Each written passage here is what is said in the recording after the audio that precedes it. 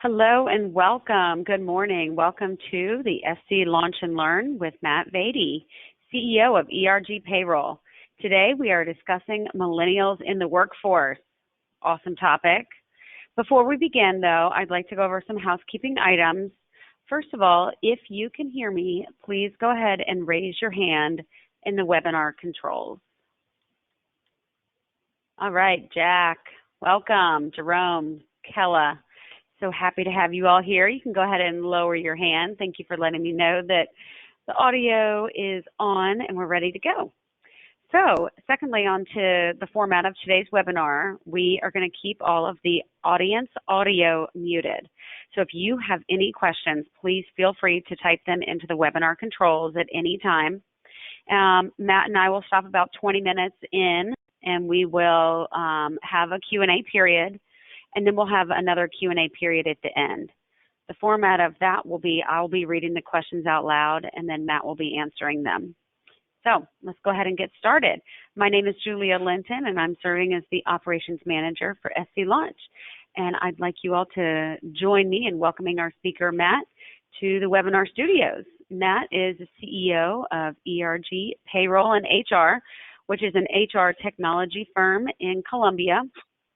And his experiences range from the frontline management of 50 employees to consulting and having customers just like you in a variety of sizes of organizations, all the way up to Fortune 500.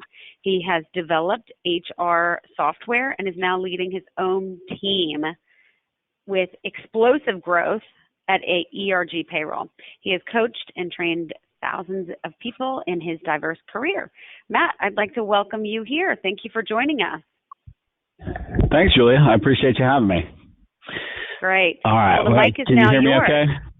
All right. Yes, awesome. Well, I appreciate everybody jumping on this morning. We are going to have a fun session and topic when we talk about millennials in the workforce. So we're going to talk about some of the other generations as well, particularly Gen Xers and Boomers, since that makes up the bulk of the workforce between those three generations. But we're going to talk about why millennials are the most important generation in the workforce, in my opinion. But first, I have a little fill in the blank for you. So millennials are tech. I know most of you out there are saying savvy in your head or at your screen or to somebody else, but I think what we actually have come to understand is that millennials are not necessarily tech savvy, they're tech dependent. So this is kind of a common myth. They have really no idea how the phone that they're holding in their hand was made, but they just know that they can't live without it. So as a matter of fact, most of those devices you see these people holding right here were made by boomers. They were made by Steve Jobs, Bill Gates, and Tim Cook and folks like that. So, but what we do know about millennials is that they wake up in the morning and they start posting their life on social media. And so the millennials generation is the millennial generation's entire world is online. As a matter of fact, if 41% of millennials say they would rather communicate electronically than face-to-face or over the telephone. So tech savvy, yeah, a little bit, but not as much as they are tech dependent. So that's just one of the myths that we're going to discuss today among several of the other myths that are pervasive to the millennial generation. So I'm going to, I've got a brutal screen update there, but so she already did a great job introducing me. I don't have a whole lot to share other than anything that you have that you even want to agree with, chat about, questions, add them in the chat there, and we will grab them as we hit the break or after or whatever suits best. So use the formatting on that page. So why are millennials so important? If I say millennials are the most important generation, what do I mean by that? Well, I think you can easily argue they're the most important generation. I'm going to give you some reasons why in just a second. I know if you're a Gen Xer like me or a Boomer, you might disagree because you think that this generation can't get ahead without you and all that great knowledge and information that you have for them, which is probably true. But I would tell you that you're a fool if you don't want to share that information with them and help to bring your organization to the next level by leaning on the generation that can do it. So let's get into why that is. So a couple of the reasons behind this first of all, regardless of if they are a large makeup of your team being millennials, and I hope we have some millennials on the line with us as well, but they are your consumers. So as of 2017, millennials surpassed boomers for spending in the market and spent $1.3 trillion.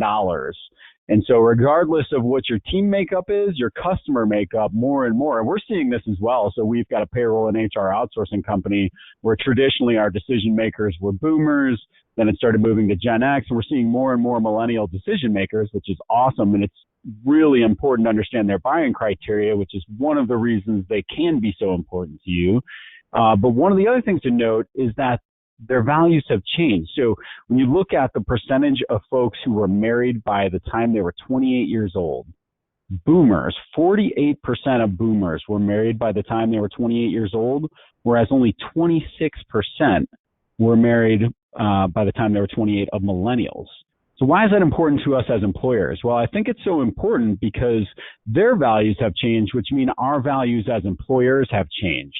What is important to my employees? What do they care about when they're looking for a place to work? What do they care about while they're working for me? And how do I create a workplace that's conducive to getting the most out of their talent while also taking a look at what they want to be as an entire human? And then finally, for me, one of the reasons why they're the most important generation is because they're the best educated generation. So we're going to see this natural tension, and whenever I do this session in person, it's almost inevitable an argument will break out. One time I did it, had about 100 people in the room, and I remember one of the millennials up in front was arguing with one of the boomers in the back, and there's just this really natural tension because guess who millennials' parents are? Well, they're the boomers. And so we've got that sort of nice, natural built-in tension that, mom and dad don't know anything and our kids don't know anything. But one of the great things, and we'll talk about all the amazing things that boomers taught millennials, was how important education is. And we see that in the fact that 61% of millennials have attended college. They're the best educated generation in history. As a matter of fact, that's 15% more than the boomers generation. So tons of reason why they're so important to us. We're going to continue to dive into that. But I think the biggest one for me is, as an employer, I have to understand that now millennials are the largest percentage of the workforce. So as of last year, the workforce consisted of 56 million millennials, which means that they surpassed boomers as the number one generation in the workforce. And so not only can I not grow without people, I can't grow without great people. So we want to try to find the ways to attract, engage, retain, and grow, not just any millennials, but the best millennials. So we're going to dive into that amongst many other things here today. So when I look at millennials, the thing that is really tricky, and this goes into one of the common myths about millennials, in that they are job hoppers. So the average millennial is with their company for only about 2 years. This is a fact that cannot be ignored. But what's more interesting to me as we peel back that number a little bit further is that about 71% of millennials are not engaged or actively disengaged at work. So of that, that's going to cost us in turnover about $30.5 billion per year as employers when we lose those folks that are only going to stay with us 2 years, or they're actively disengaged while they're with us. So what can we do to make sure that we're getting the most out of those people while they're with us? And this is super important to us as employers for a handful of reasons. I think there is some reality to the fact that people don't stay with jobs as long as they used to.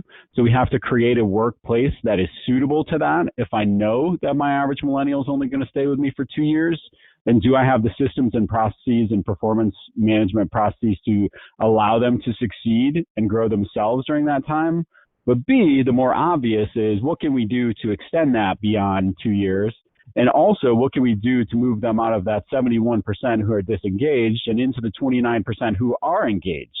Because data also tells us that of the people who are engaged, they produce at a 200% higher clip than our disengaged employees. So think about that.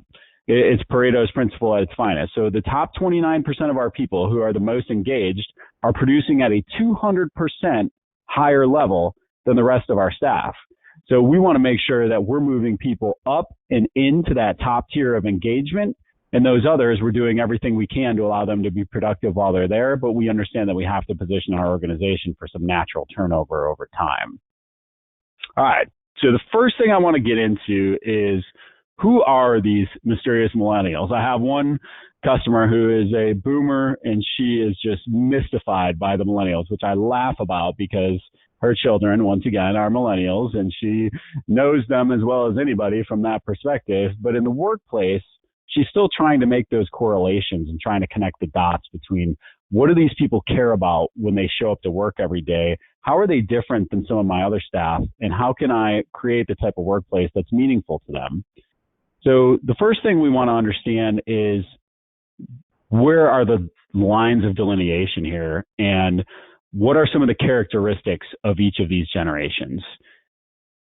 So I think we talked about early on, and if you Google search, ages for different generations, you're going to see some different brackets. There's not an exact science here of what is one generation versus another when you look at those years of birth. But we use these as a pretty good jumping off point, and they'll all be within a few years. So we've got baby boomers, Generation X, and Generation Y. Boomers being about 60 to 73 today, Generation X being about 40 to 59. I would probably personally bump that number down a little bit, maybe late 30s to mid 50s. And then Generation Y is 20 to 39, those being the millennials. Now, I think that's the most interesting part, right, is if you stop right there alone, millennials are getting a lot older than what we originally think of a millennial as. I often hear people referring to their interns as millennials, whereas in reality, they're getting more into Gen Z, and they're getting a little bit closer to a whole different new set of generational challenges that we haven't even addressed yet. But let's look at what methods of communication each generation prefers. So boomers, I think you might be able to guess, they would prefer a phone or face-to-face conversation with more of the email and text message as required, whereas Gen Xers are more of a, hey, we grew up with email, we prefer that, and we like to text as well. As a matter of fact, we just, over the weekend, I was looking for something online, and I saw that of the three ways I could communicate with a company to ask a question, they had to email, call, or text message. And I clicked on the text message button, and I started text messaging with the company. And I found that to be highly practical and also suitable for my preferred method of communication. And Generation Y, as you might guess, is really preferential to text, social media. They haven't been hooked on email as long as us Gen Xers have. So that's something where they're acclimating to it as they come into the workforce and as they grow in the workforce. But it's not something that's just been commonplace for them over all these years. There are a lot of areas where this comes into, how do I care, or how do I choose the type of place that I want to work? We think about benefits and compensation and how they align with each of these generational preferences. And we're going to get into that in just a few moments. But it's interesting. As a Gen Xer, I always gravitate towards what's important to us and how we are unique in our own little way, little sunflowers. But one of the things any other Gen Xers out there with me can appreciate, I found when initially doing research years ago into the differences between generations, is that Gen Xers, we are angry and we don't know why. And I was glad to know that it just wasn't me. I'm not the only angry Gen Xer out there. I mean, I'm sure it has something to do with the fact that we grew up on grunge music and Nirvana and Pearl Jam and all that. But anyhow, I digress. Let's get back into the millennials. So one of the things we need to understand about millennials is that they're experiencing what I would call delayed adulthood. They're just generally behind in when they're becoming adults. And a lot of that has to do with the fact that they're going to school longer, they're getting married later, as we talked about earlier, and they're starting their careers and having kids later. And today's 28-year-old is proven to be 3 to 5 years behind prior generations. So this isn't just something where it's observation, it's proven. And ironically, when I'm working with clients and folks that are hiring managers or business owners, sometimes the boomers are often a little bit hypocritical when they look at a resume and see, oh, this person left school, and then where did they go? What did they do? They went and studied abroad for 2 years, and they backpacked across Europe. What is all that? I don't really understand. I'm not sure I like their motivation. Whereas at the same time, they're encouraging their own kids to do those same things because they didn't get the opportunity to do it back when they graduated college. So they want their kids to have the experiences they didn't have, and then hypocritically are penalizing them when they come to apply for a position at their company. So we need to be careful and just understand that delayed adulthood is part of this generation's, part of their makeup, part of their DNA. So I'm going to get in now to some of the common myths about the millennial generation and just dovetail off of what we talked about earlier. The first thing that you always hear about millennials is that they are entitled. And, you hear all the talk about participation trophies and everybody gets a blue ribbon. Well, I don't think that's necessarily true. I think that this generation is not entitled, but more that they're just expect more. And I'm going to go back to those boomer parents. So think about this. I saw this play out over and over again where I'm from. I grew up in upstate New York where we had a couple of big employers, Xerox and Kodak, who we had in my hometown. I had a large paper mill that a lot of my family worked for, where people would work there for 15, 20, 30 years thinking, I'm just going to stay here with this company. I'm going to retire. I've got a pension. I'm going to commit my life to them.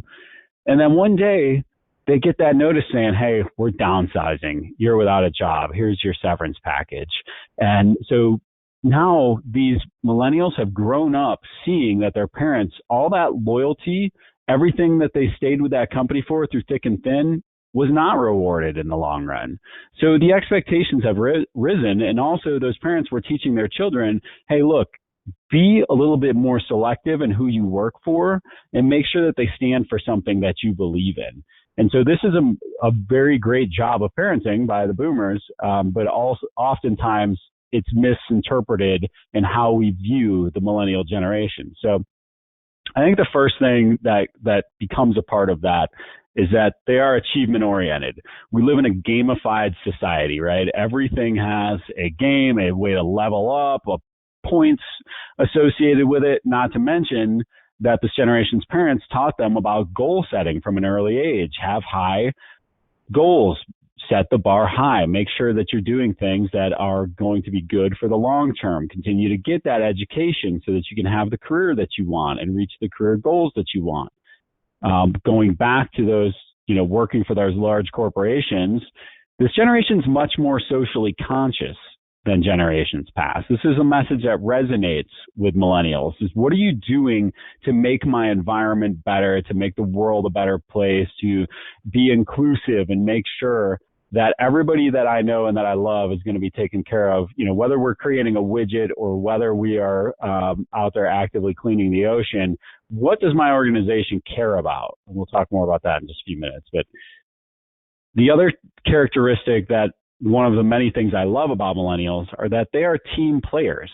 So think about this. If you go to school today, I have kids in school, they're very young, they're kindergarten and second grade, and they're already doing team projects at kindergarten and second grade. And if you rewind back to university here, it's been quite a few years for me, but for a lot of you that are closer to it, team projects are all the norm now.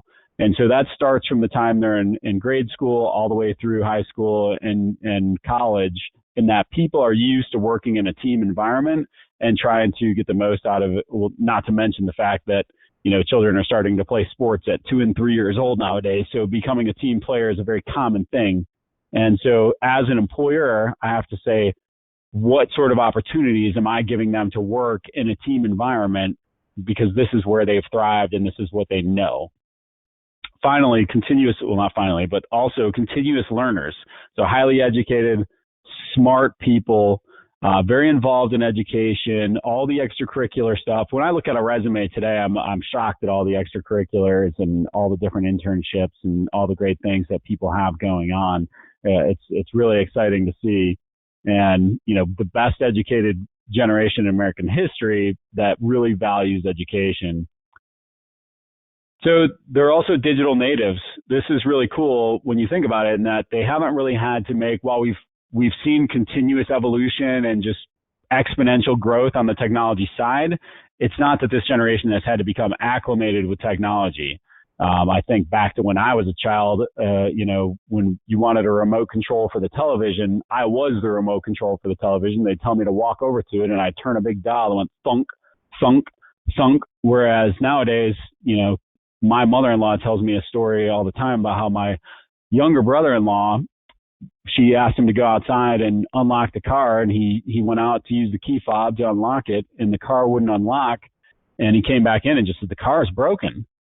And he didn't even think to use the key on the actual key fob to unlock the door. He thought the only way to unlock it was to use the remote control. And so the digital native and technology component of it is something that we have to understand about how people want to work and the type of environment that we need to create for them to be successful. And then finally, some of the things that are one of the most important characteristics and why I will say the bulk of the makeup of our team at ERG are millennials. And so I've got great experience working with them, and I love it. And this last one is one of the main reasons why they're optimists. They come into work happy every day. They're excited. They think things are just going to work out. And I love that because, once again, going back to being a Gen Xer who's angry all the time and he doesn't know why, I need people around me that are optimistic. And so it's great to have people like that. And it's strange to me, though, that they can be so optimistic considering how riddled with student loan debt they all come out of college are nowadays. The average millennial has about $27K in student loan debt. So I love that last little piece. But so these are some of the characteristics when we look at the millennials. So we look back, they're folks who are starting adulthood a little bit later in life. They've got all these great qualities and characteristics that we as employers can leverage to help our companies grow, help our teams grow, and create a better product in the market. So what can we do to help to attract, engage, and retain these individuals as an employer? So we talked earlier about the average tenure of millennials being about 2 years. In comparison, the average tenure for a Gen Xer is 3 to 5 years, and for boomers, it's closer to 5 to 7 years. And so millennials are a little bit more likely to change jobs. And this isn't, once again, because they want a job hop, but it is about having high expectations, and it is about trying to find an employer that is going to meet their needs. And personal growth is at the top of that list. I'm gonna hit pause. You said you wanted to pause about midway through. I'm going to be getting into really some of the things around attracting, engaging, retain here. Julia, if you want to stop here and see if there are any questions that want to be answered. If not, I can keep on rolling. Excellent, Matt. This has been really a great, just session to sit in on. I'm learning a lot, and I appreciate it. So I'm sure there's others out there that have the same thoughts that I do. But let's hear your questions. Let's see them come in. In the webinar controls at the bottom or somewhere towards the bottom, you'll be able to see that you can type in your questions, and then they will just pop up on our screen, and I'll read them out loud. And Matt, you can answer them. All right. So we are just waiting for the questions to come in. As we are waiting. Yeah, and if there's, I know we're going to be getting into some of the, oh, you got one? All right. We got one. Okay. All right, the question is, you gave a lot of great info on working with millennials specifically. Will you speak a little more about multi-generational?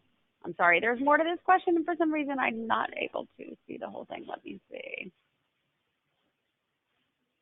Multi-generational integration in the workforce. So, could you speak to that? Yes, and as a matter of fact, I'm going to speak more to it in just a few moments. So I'm going to punt on that question for just a moment because we are going to touch on that a good bit here in the second half. Okay. All right. Great. Well, let's if that's fair. Anything else.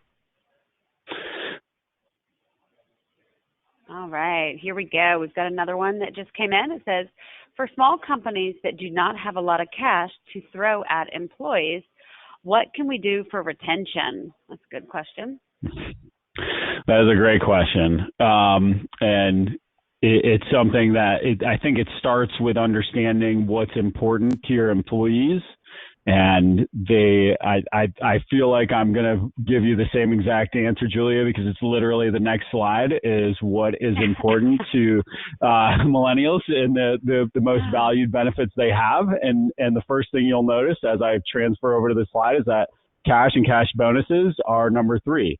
And as a matter of fact, most millennials say that they would take a pay cut to be happier at work. And so that's something where you need to understand first and foremost what is most important to the person that either A, as you're trying to recruit them, and that's more what we'll talk about here in just a moment, but B, once they're on board, it doesn't cost any money to send a survey to your team out of SurveyMonkey or a Google form or whatever, and understand what benefits they do have or don't have that are most important to them. So when your team's small, that can be conversational. You do want to allow people the opportunity to not necessarily have to sit down and ask for things face to face if they're uncomfortable with that. But you do want them to understand. I mean, we were just talking with a large company the other day. They have hundreds of employees. And he was like, oh, I'm thinking about offering this benefit or that benefit or this benefit. And I was like, well, why don't you just ask the people what they would prefer the most? Right. Yeah. And because otherwise you're just spending money, you're throwing money at all these other things that are unimportant to your workforce. So yeah, and I'll get into some of these benefits right here in just a moment. Well, before you do, another important question came in, and you kind of mentioned this in your almost very first slide where you identified the differences between baby boomer, Gen Y, X, and then Y. And the question is about the Oregon Trail generation, those born between 1980 and 1984. And there being a really big difference between the Oregon Trail generation and the millennial generation, even though those people are kind of lumped into the millennial generation. Could you talk about the differences between those and kind of where those people probably should lay? Yeah, so Oregon Trail generation, I'm 1979, my wife's 1983, 82, please don't record this and say it, 82. So I know her birthday though, I promise. So that, our generation particularly, when you look at that, and that's why I said I disagree slightly with those dates actually, even though I have them on my slides, because I think that oftentimes what you'll find is that right there, those are like the core of Gen X right there in that sort of 80 to 85 range where we're, some studies will classify that generation as millennials.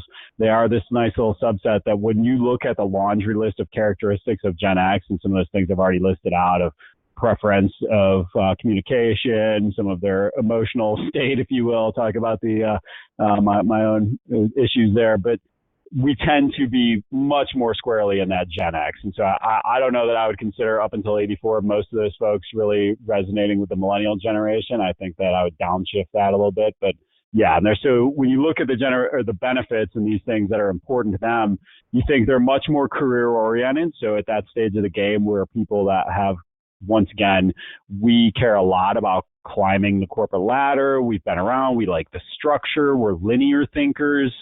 We like to see a clear path from A to Z. We'll talk about that again in just a moment. But yeah, I wouldn't classify 80 to 84. Oftentimes, those people tend to really relate more to the Gen X than the millennial generation. Excellent. Thank you for talking about that. All right, I am going to keep the Q&A section of the webinar controls open. Please feel free to keep typing your questions in there. But Matt, I'm going to hand the mic back to you, and the floor is yours. Thank you. Cool. Yeah, and if I didn't hit on one of those deeply enough by the time we're done with the next few slides, then put it back into the chat so I can revisit it or requalify it in a way that will make a Gen Xer understand your question better. So, all right. So most valued benefits. So this was a survey done by PwC that surveyed over 2,500 millennials on what are the most valued benefits when they're trying to choose their employer. And the number one benefit is training and development. And I think people are often so surprised by this. But once again, if you look at that, I have higher expectations if I'm a millennial. I expect that you're going to invest in me as an employer, and I am my number one asset as a teammate. And so I really want to know what you're going to do to help me to reach the next level of my career. It was interesting. I gave this presentation at an event about 2 years ago, and a guy came up to me afterwards, and he was like, "Man, I just don't understand these millennials. You wouldn't believe it. I had one of them working for me for about 3 months, and then he asked me what it was going to take to become a partner at our firm." I mean, the audacity of this kid, coming up to me after 3 months and wondering how he can become partner. And I asked him, I said, "Well, what would it cost you to tell him? And what would it cost you to show him the path to become a partner at your firm?" He wasn't asking if he could become a partner tomorrow. He was asking what the career path looked like, because the firm was small. There wasn't a clear corporate structure on, I go from A, B, C, D, E. He wanted to know, what would I have to do to become a partner here? Is that even a possibility for me to do? So if I can't see the vision of the company, and this is a little bit off topic, but on topic, one of the biggest things we see, most of our companies, our client companies at ERG that use us for payroll and HR services are growing. And so they tend to struggle with sharing what that growth looks like for me as a teammate. And so sometimes we'll interview teammates of these companies, and they won't even know that the company is growing. They'll say, "Oh yeah, I keep seeing these people at it, but I don't know if that's just, we're just adding more people. I don't know what that growth looks like. Are we going into other markets?" They don't really understand what that growth means. And then what does it mean to their future with the company? So one exercise you can do if you are a small business and you're looking to kind of create that ability to share the vision with your team is create a future org chart that says, hey, here are some of the roles that are going to open up and develop and be created over time as we continue down this growth path we're on, just so you, Mr. Millennial, can see your potential career here. And here is some of the training and development we're going to offer you so that you could potentially see yourself in one of these seats down the road. And, you don't have to make any promises. You just have to give somebody the vision and the opportunity. And so training and development, I think somebody had alluded to it in one of the questions on, okay, I'm a small business. I don't have a ton of cash. How do I add training and development? Well, we're not a big company either. One of the things that we do is we require you to complete 60 minutes of training every single week. We give our team access to lynda.com, which is now LinkedIn Learning, and there are tens of thousands of classes on there that they can choose from if they don't want to do what we're doing for training that week, which we have what we call Rock Monday. And every Monday from noon to 1, we do a team training, which could be on time management. It could be on one of our internal products. It could be on a client-facing product. It could be on proper communication. It could be on writing. It could be on anything. And it's interesting how much, we had a client the other day tell me, he's like, well, all my guys are developers and they don't want that kind of structure, and they don't really want to feel like we're turning corporate. They got about 15 employees. And I said, yeah, that's interesting you say that, because when they start leaving, what they're going to tell you is they want to go somewhere where they've got some structure and they have the ability to grow and they have resources to grow. And so while, it's not right for every culture to build the structure the same way we've built it, there are ways where you can offer training and development opportunities. And I always look outside first when you're small, because there are companies out there that have built all these trainings and processes that you can go and either subscribe to or borrow from, or heck, even YouTube can be your best friend in the early days. And so lean on those resources externally that are already created, especially if you've got industry specific trainings that you can lean on. So, and a good old fashioned tuition reimbursement program of even just starting out with a couple $100 a year of go out and find whatever trainings you want. They need to be approved by me first, but you can use those trainings to get better. So flexible working hours, obviously important. I'm going to touch on that in just a few minutes, a couple ideas, ways that we see companies leverage flexible working hours. Cash bonuses, yes, everybody does love cash. I will tell you this. So I would be doing a really poor job not mentioning the fact that I recently wrote a book on this topic called Ping Pong is Not a Strategy, How to Create an Awesome Organizational Culture. So if you are looking for tips and tricks on how to create an awesome place to work, just search that on Amazon and it'll pop right up. Ping Pong is Not a Strategy. But one of the things that every CEO of Best Place to Work that I interviewed for that book told me was not one of them said, we pay higher than all of our competitors. they almost always paid middle of the road to high middle of the road. And they tried to create all these other things, going back to Julia's question around, how do I know what my people care about? Well, I ask them, and then I create the type of work environment that matters to my people. And that is one of the things that they all did really, really well. So these are some of the most valued benefits. And I want to talk a little bit about, somebody asked about the difference between each of the generations and how do we manage a multi-generational workforce. Well, first of all, you're making me think about a conversation I had with a client a couple months back, where had a new manager who was a millennial. She had a teammate who was a boomer, who she had been promoted to lead. And I think we've all been in that circumstance at some point in our career where you've been promoted to lead a team that you were once a part of. And that is a unique challenge in itself of, hey, I was your good old fashioned buddy, we chum it around and make fun of the boss, and now I'm the boss, and we're trying, I'm hoping you're not going to be making fun of me behind my back, but I know you are. But so anyhow, so she was really trying to, what I found she was doing after I talked to her more was that she was really trying to assert her dominance over this boomer, because she wanted him to know that she was boss, which only turned him off even more because he had been there for years. And the last thing he wanted to hear from her was how she knew everything and he didn't. And so they really started butting heads. But what was happening was something a little bit more generational there. And so millennials want to show that they are educated. They want to show that they do understand things. And this isn't even just millennials. This is sometimes characteristic of age, right? Earlier in our career. They want to make sure that it's understood that, they have a good control and a good understanding. And that's typically true.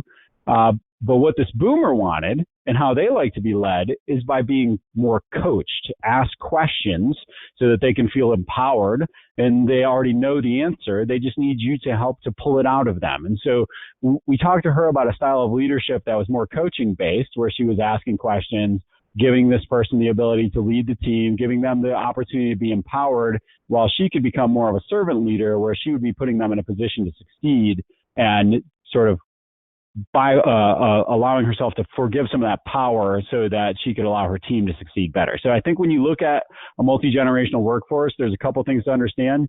Is situational leadership is the most important piece in understanding that you cannot lead everybody the same way.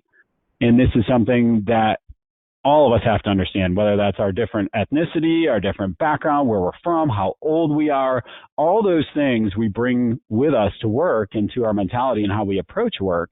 And so not every one of us can be led exactly the same. And generations are where that tends to flesh out pretty fast. So I'm showing a difference here on the screen between a Gen Xer at the top, which I am, as mentioned, and a millennial at the bottom. And the Gen Xers, we tend to be, and boomers as well, very linear thinkers. So if you give me a step-by-step guide that shows me how to do something and shows me what the end result is, I'm ecstatic. I would love nothing more than a plan. When we started our business, I went searching for every plan and framework I could find that we could build our business on so that I wouldn't have to reinvent the wheel and I could just follow the plan. And that to me is very appealing. However, when you look at the millennial generation, what's more appealing to them is show me the desired end result and let me think about how to get there. I'm a lateral thinker. I don't necessarily want to follow the ways that you have over time. I don't necessarily trust all the ways that the boomers and Gen Xers have always done things. So I want the opportunity to flex a little bit of my cognitive muscle when it comes to problem solving. And guess what? What we tend to find is, sure, there are many occasions where you show the solution, they look at the path and then understand that, yes, you have well-researched this path and this is the best way to follow. And quite frankly, there are tasks that this just makes sense and there's no moving off that path. But there are many other circumstances where we can show this generation what the desired end result is, allow them to get creative, collaborative, and work together with our existing teams. So talk about commingling teams, and come up with a new and unique way to do this that could potentially be more efficient than the initial way or more profitable or whatever your end result is. So definitely something that you need to understand is that difference in thinking and starting with the end in mind, which is unique to their generation, and that they're kind of looking at, the cooking demo, if you will, where Rachel Ray's pulling the fully baked casserole out of the oven while she's slicing up all of the ingredients in front of us. All right, let's talk about communication, because this is critical for all generations. There was a study a few years back where they had tappers and listeners.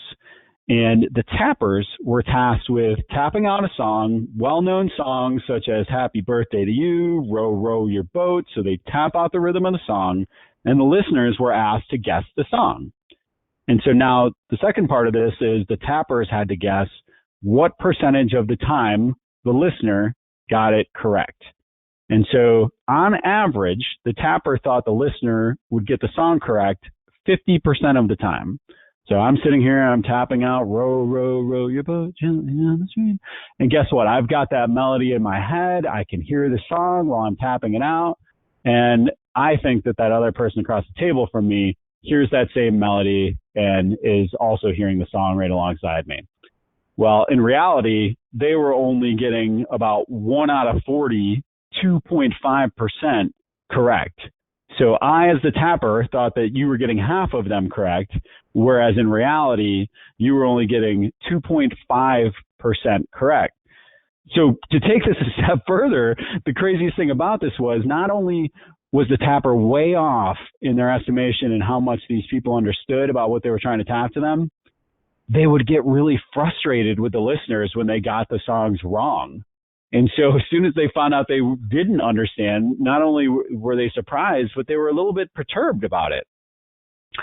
So the real world application here, and I know every one of you is already a step ahead of me on this, is how often do we hear the song in our head when we're trying to communicate with somebody else, only to understand later when we see the finished result of the work that's been done or the project that's been worked on, that they didn't understand what we were tapping out at all. And we bring this up when it comes to millennials because it's so important in how you communicate. First of all, being brief and concise matters a lot. You're talking about a generation that's lived in 140 characters at a time since they've been teenagers. And so brevity and being concise matters a lot. But then start to probe for understanding.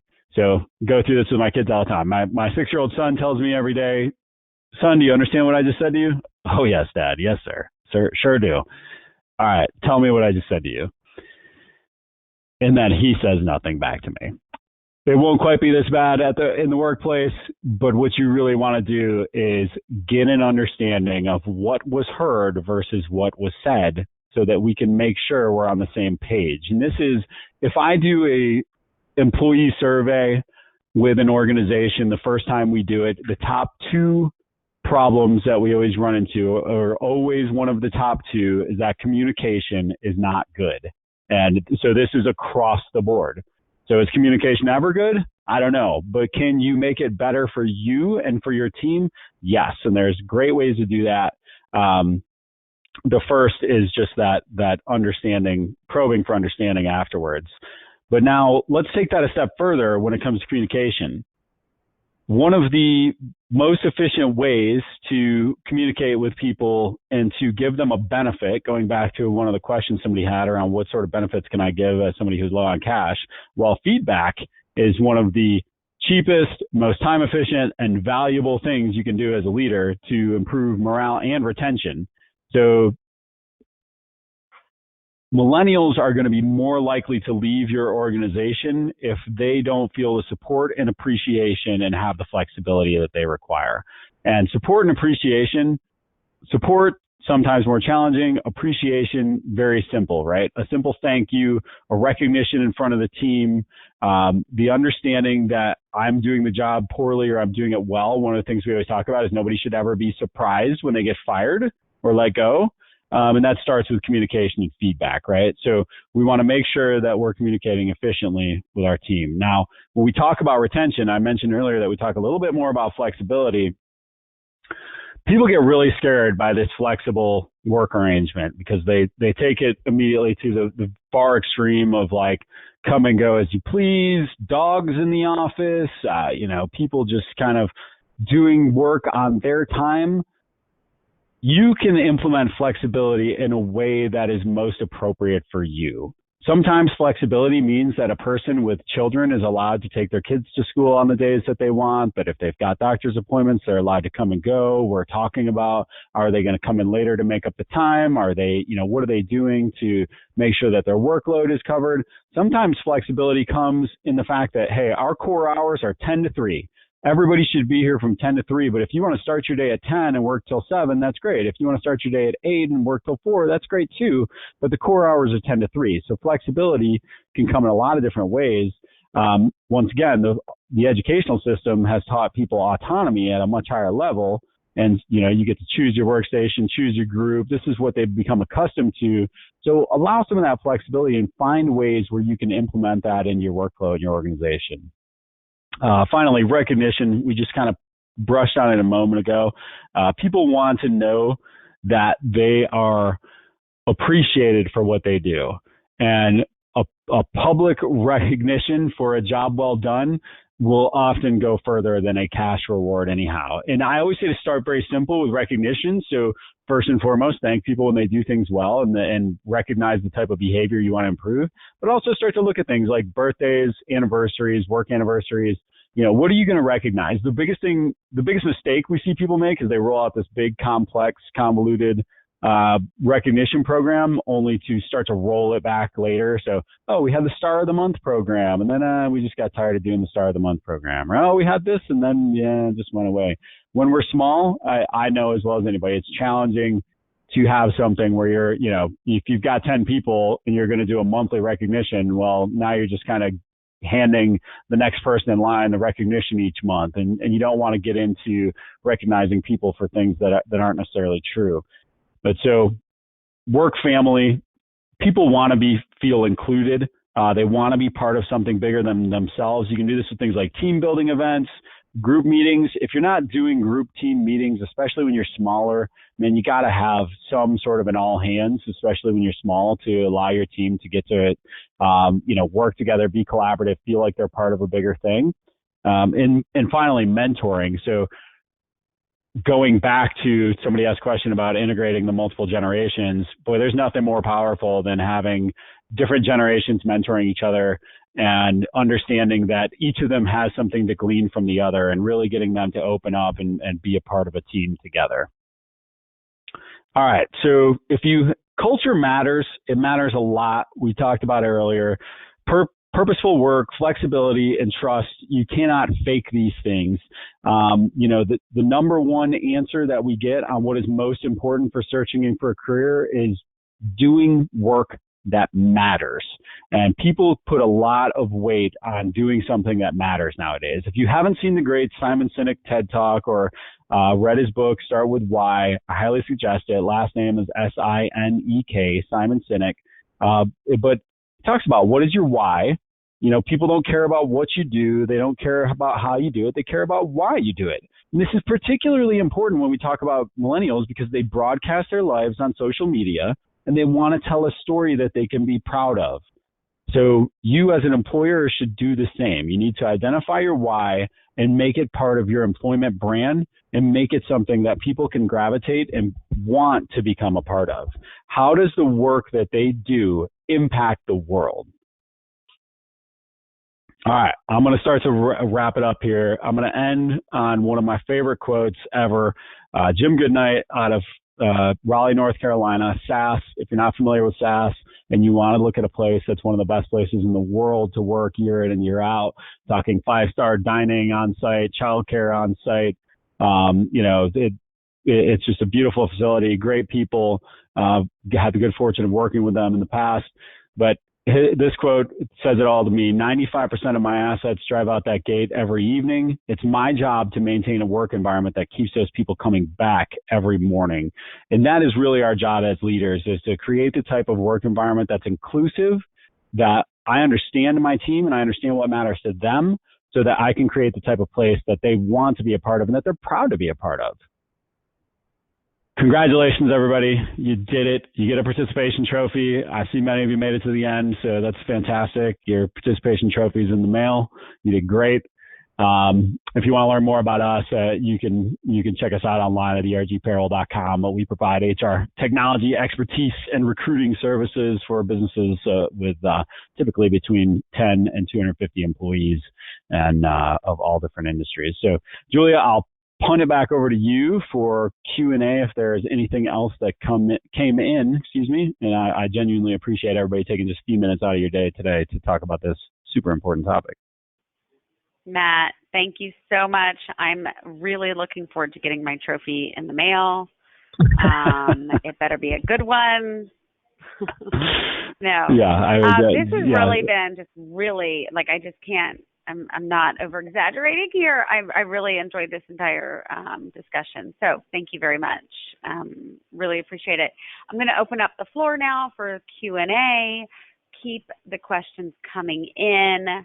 I just want to throw it out there and say, Matt, your retention during the webinar has stayed right there at 100%.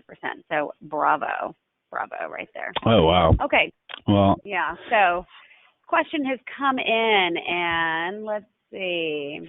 Okay. Is there a sweet spot for a number of all hands on deck meetings? Is monthly frequency enough for a large, diverse team? Matt? Yeah, I think if you've got a large, diverse team, monthly is definitely enough. As you're probably aware, the logistics become challenging once as your team gets larger. And I don't know what your definition of large is, but as your teams start to hit more than 7 in each individual team that trees up to that larger team, then yeah, you want those teams to break off and do their own weekly thing, and then come together once a month to really get that all hands feeling on, and that's a great frequency. Whoever that is, that's fantastic. And I think that what you want to allow for is a little bit of that talk, and it doesn't have to be every single month, but at least once a quarter on those big picture updates. Like, hey, one of the things, not only, hey, where are we tracking against our vision, et cetera, but just reminding people, what are the core values? Why are we doing this? And that's a great opportunity once a month to be able to wash people back in those things, and especially the core values, because while most organizations don't even have core values to begin with, we're finding, or at least they can't recite them, they're just some plaque in the lobby. Those that are kind of washing their people in those regularly are much higher performing organizations. Excellent. Thank you. No other questions have come in at this time. There were a couple mentions of thank you so much. And everyone, I don't know, Matt, would you like to go back? Oh, actually, your very beginning slide, I think, did not have your email on there, correct? If I remember that. But it was all jacked up. That. Yeah. So yeah, I will let me see if I can. send this out to everyone and copy, Matt on the email so that we all have his email address. But anyways, I just want to say thank you so much to you, Matt. Oh yeah, there you go. At ERG Payroll Yeah, Matt at ERGpayroll.com. Perfect. All right. Well, thank you, Matt. I appreciate it. Thank you to everybody on the line. Look forward to having everybody on our upcoming webinars. Please check the website for schedule of those. And thanks again. Thank you, Matt. Thank you. Appreciate it. All right. Bye, everyone.